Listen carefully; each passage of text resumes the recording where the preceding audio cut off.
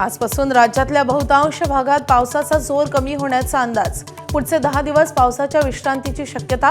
पाऊस कमी झालेल्या भागात पेरणीची घाई न करण्याचा कृषी विभागाचा सल्ला।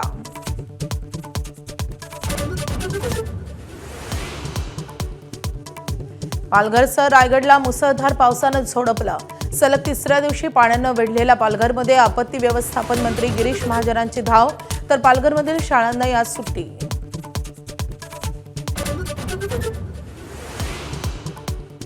नर्मदेतून महाराष्ट्राला 10 टीएमसी पाणी मिळणार। दिल्लीत केंद्रीय गृहमंत्री अमित शहांच्या बैठकीत निर्णय। उकाई धरणातील 5 टीएमसी पाण्याचा उत्तर महाराष्ट्रातील जिल्ह्यांना फायदा होणार। शरद पवारांच्या राष्ट्रवादीकडून महायुतीत सहभागी होण्यासाठी चाचपणी। जयंत पाटील आणि तावडेंची भेट, सूत्रांची माहिती। तर महायुतीत कोणताही नवा पक्ष येणार नाही, मुख्यमंत्र्यांचं स्पष्टीकरण।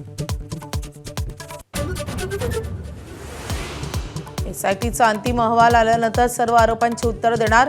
राम मंदिर दानचोरी प्रकरणी चंपतराय यांची प्रतिक्रिया। आपले जीवन म्हणजे खुलं पुस्तक असल्याचं सांगत आरोप फेटाळले।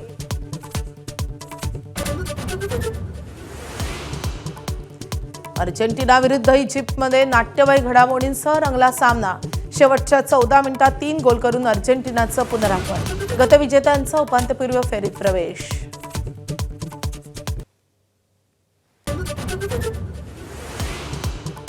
तिसऱ्या टी20 सामन्यात इंग्लंडचा भारतावर सलग दुसरा विजय।